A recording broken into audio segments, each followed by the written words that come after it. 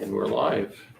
Good afternoon and welcome to the Village of Gulf Manor Records Commission meeting for September 12th, 2022. Mr. Pridnoff, would you do the roll of the members of the commission? Yes, one second. We have Mr. Earth. Here. Mr. Pridnoff, I am here. Mr. Donnellan, here. Ms. Van Pelt. Here. Ms. Bergen. Here. All members are accounted for. Okay. So everybody had the opportunity to review the agenda. Yes. Okay. Can I have a motion to approve the agenda? So moved. Second. I'll second it. Do I have a vote on here, by the way? Mm-hmm. Yeah, okay, sorry. All right. All in favor? So all in favor? Motion from Mr. Donnellan, second from Mr. Hurth. All those in favor? Aye. We do not have minutes to approve this evening. The story of my server day, but I'll have this the next time from our last meeting for the next meeting. For our business this evening, I asked Mr. Donnellan to pull out the RC2. We've had a transition in our fiscal officer position since we last met, looking at Mr. Pridnoff and replacing with Mr. Lanzer. We appreciate Mr. Lanzer's work with the commission, but one of the things that we need to dot our I's and cross our T's on is to make sure that our RC2 has been submitted to the proper authorities of the state of Ohio. So Mr. Donnellan is providing that information along with instructions on what we need to do that Mr. Pridnoff will follow through on for us. We'll also be putting our model retention policy out on our website under council resource documents over the next couple of weeks. So that piece will get taken care of.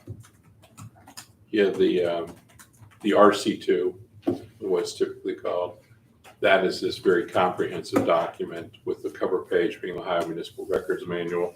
This is the recommended RC2 from the Ohio Historical Commission and the Ohio Auditor's Office. So this is a model you will see almost every jurisdiction have. There might be a lot of areas in here that are not applicable to us, like records at the municipal golf course. But it's easier, we have it in place, and then we just have that policy in place relative to what we keep. So you can see this is the last version the state of Ohio ran out, which was 20 plus years ago. Not a lot has changed, except one item I wanted us to discuss tonight, and that's the other handout I gave you. And that is to make sure we have a records retention, and perhaps more importantly, destruction policy relative to the video recordings that are now in place with the police department. We have two levels, one being the body cams, and the other being these community cameras,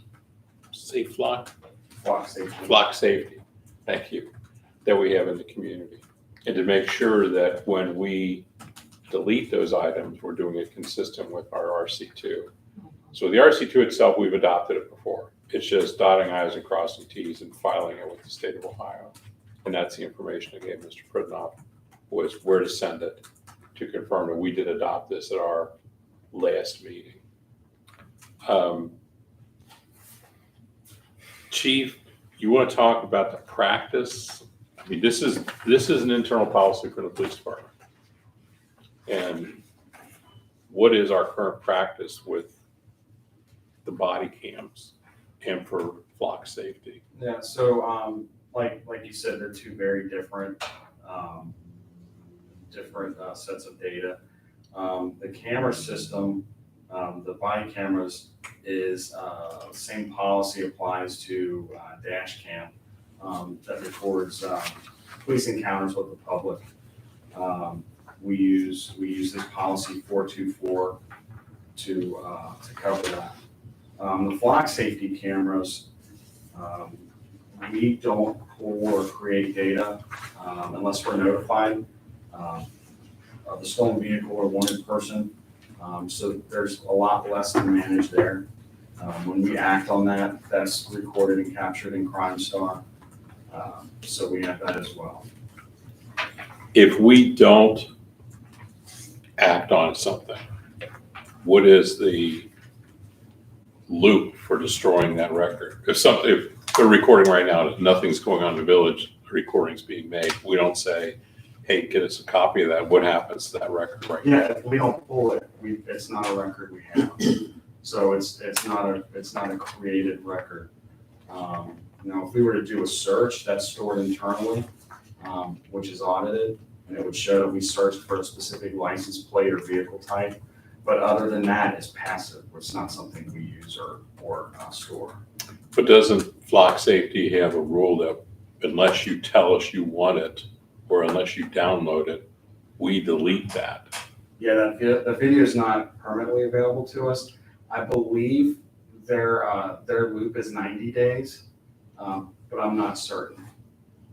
For video that we create or we attach, we have to keep for 180 days. Yes.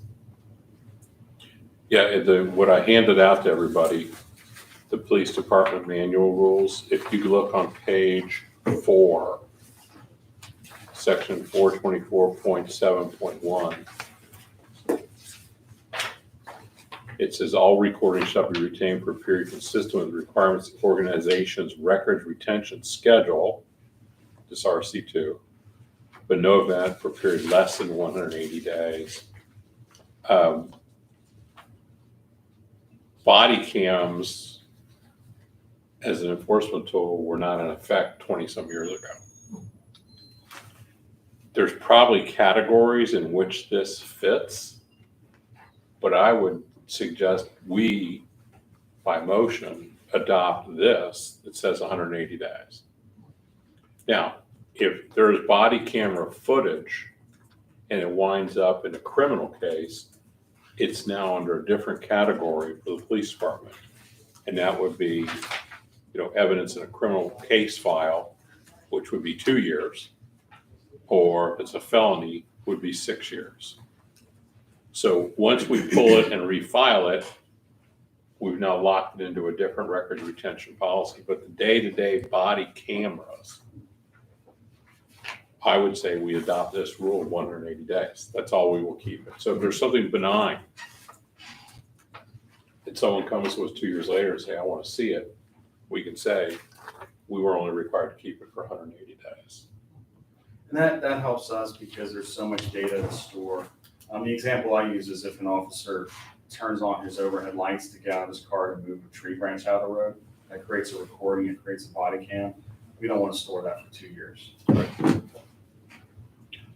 Are we comfortable that 180 days is a good turnaround time? RC2 says it's good. Yeah, and what I'm suggesting is we specifically amend our RC2 and we would submit that. There's a RC whatever that says an amendment to your RC2. Mm-hmm. We would submit this, and then we would, from this meeting, articulate that amendment that says, video recordings from the police department identifying them as body cams will be retained for 180 days. So this would be the same policy that we would use for body cam. We would use this for cruiser cams. And then where does Flock Safety fall into this? Flock Safety it's passive information. So if we don't access it, we don't use it. It's not a record we have. So our biggest issue with Flock Safety is who gets into it and how they do that, right? Yeah. Because I think that was a concern by Mr. Knipp. And I think that is established if we follow what this says. Because it says there is a coordinator in your department who sets that expectation as to who's allowed to use it and how they log into it. So and I'm assuming that that's all under password. Yeah, and they access it on the NBC, which is another layer of protection, which is much stricter than our policies. I think that's part of Flock Safety's rules too, that you will have a designated person, so not anybody can go in and look at it. And it's part of their MOU. When you sign up for Flock Safety, you agree that it will not be used for anything but law enforcement purposes, and that only law enforcement personnel may review it, and they have to log in when they're reviewing it so they know at that moment in time, September 12th, 2022, at 7:50 PM, that officer is looking at it. They have that record. Now, if that officer pulls it, because let's say we got a report that there's a stolen Ford F-150 going through the community, and we get it, we pull it, now it's part of a criminal case file, and it goes over there. And that dictates its records retention and destruction. But I believe our MOU with Flock Safety is unless you tell us to keep it, we will only keep it for 30 days. So that passive recording, the recording that's going on right now as we're sitting in here, unless something nasty happens within 30 days, they're going to overdub it, for lack of a better term. So I think that when we make a motion coming out of this records commission relative to this video recording, we talk about cruiser cams and body cams being retained for a period of 180 days unless recategorized. And then the other thing would be that what would we call them, community cameras? I would call them stationary LPR, What's the LPR stand for? license plate reader. What about the portable one? Is that treated any differently? Okay. It just doesn't have to be affixed to a pole with a big solar panel. It's hard to deploy it. Well, then we shouldn't just limit it to stationary LPR. Well, but it would be categorized stationary because it's not vehicle mounted. Okay, so for that moment in time, it's stationary. Yeah, we can move it, like attach it to a pole if we're having a certain issue, like dumping or something like that. We wouldn't leave it there permanently the way these are now. So I would suggest that our modification of the RC2 is to recognize that cruiser cameras and body camera video recordings are retained for a period of 180 days unless recategorized. The recategorized could be a criminal complaint, where it's now part of the criminal file and will be kept according to that schedule. It could be that if we get a notice from an attorney that says, I want you to retain this, and I'm thinking about filing a civil complaint, again, it's now recategorized into a civil complaint. But everything outside of that, all the passive day-to-day that nobody looks at, like Chris said, it goes on when I'm pulling a tree branch out of the street. That would be 180 days, and we can overdub it. And then piggybacking onto that would be the stationary license plate reader. Unless requested and recategorized, our agent can overdub it in 30 days. So when they're destroying it, we don't have somebody come in and say, that was your agent. You let them destroy it in 30 days, and I think it should have been held for 180. I want $10,000. We're simply saying, no, we adopted a rule that's consistent with our MOU with the company. That unless we ask for it, they have our permission every 30 days to overdub it. And that's what we would submit on an amended RC2 in conjunction with us. So is there an officer in charge of, in that 30-day period, taking something he thinks is suspicious and putting it so it's not destroying? Yes, we're under the responsibility if we think tonight at 6:50 or 5:50 PM something happened, for them to make the request to Flock Safety, or we've got it We download it. and we pull it out of our download. Okay. Yeah, if we apprehend a stolen car, we arrest 3 people. We download that hit notification, so we show that we had like a time, a photo of the vehicle. And then when we run that plate to verify that the car is stolen, that's recorded within RCIC. It's noted in the report that we got this hit at this time, we ran it, we confirmed it, we encountered the car here. And then once you encounter the car physically, then you contact the agency that reported it stolen and you verify that, yes, that is still stolen, it's still a good record, or no, it was recovered and that's the owner driving it home. So there's several layers to this that we do routinely. But there's nothing being retained right now of what's being recorded off of those cameras by Flock Safety. It's just vehicle after vehicle after vehicle going down through Gulf Manor.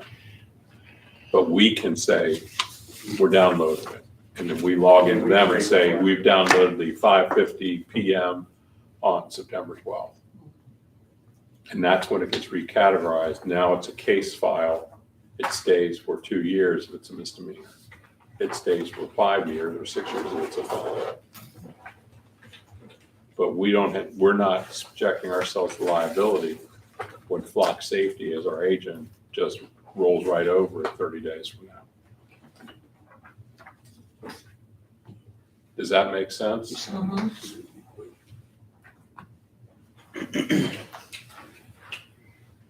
Chris, does that meet your needs? Then all I'll do is make a motion that we amend the RC2 to recognize these 3 categories. And then I will write that up on the RC2 amendment form, send it over to Eric consistent with what we vote upon, and have it filed with the secretary or the file auditor also. So do we need to make a motion for an amendment? Yeah, I made that motion. Second. Okay, sorry. All those in favor? Aye. Aye. Any opposed? That'll get us in compliance with the new technology that's come in since 2000. Everything else that we do day in and day out is covered by this. I don't know if there's any reason to be updating anything else right now. The other thing that some communities are looking at is how long you retain a record of discipline. The rule is it's in their file, and the file is destroyed 2 years after leaving employment. There's some push through the FOP to say, well, if something happens and the officer is with you for 15 years, do you still need to retain a record from 15 years ago that he didn't do something right one night? Or when there's no longer any validity to it, can you delete it? The argument that's going back and forth is, for progressive discipline, don't you think I want to know what you did wrong before to know what your next step of discipline would be? So the debate that's going on with the FOP councils is, what is that relevant period of time? Do I need it for 5 years? Do I need it for 10 years? Do I really need it for the life of their employment? So when that debate kind of settles itself in, I'll bring that before our commission for our next amendment.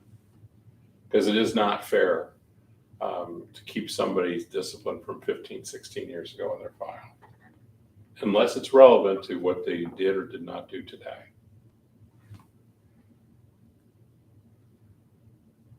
Okay, And then for our next meeting, we can set the schedule now, and then Ron, you just appoint the resident to be a member of our commission, and it can be a council member. so at this point,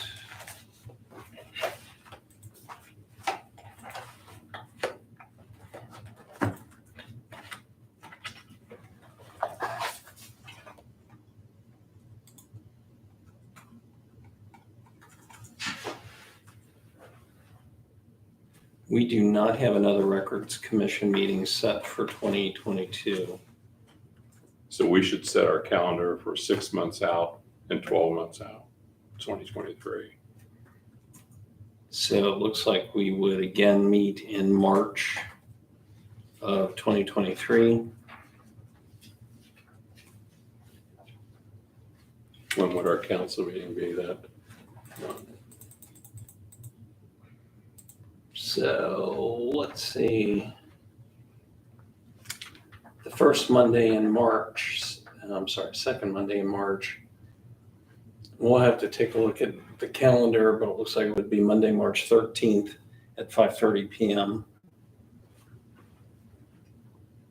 And then what would be the September? In September, again, depending on the Jewish calendar. I'm looking at it right now.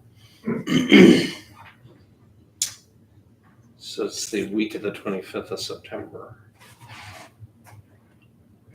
The week of the 25th, you said? What about the 11th, week of the 11th?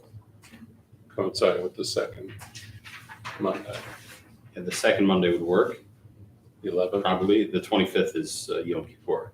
So September 25th is certainly So, not good for them. Monday, September 11th at 5:30.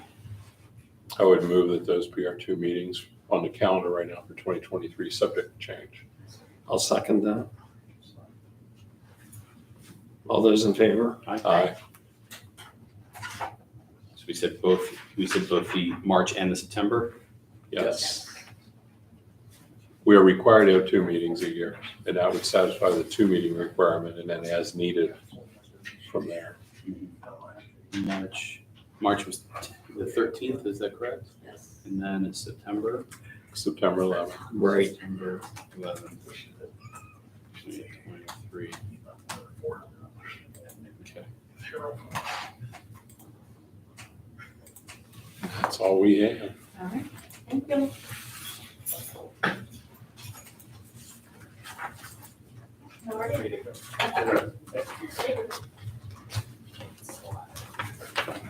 Okay, is there any other business? Did we officially adjourn there? Did we? I'll make a motion to adjourn unless there's Second. other business. All those in favor? Aye. We are adjourned. Can't miss those. Close the recording.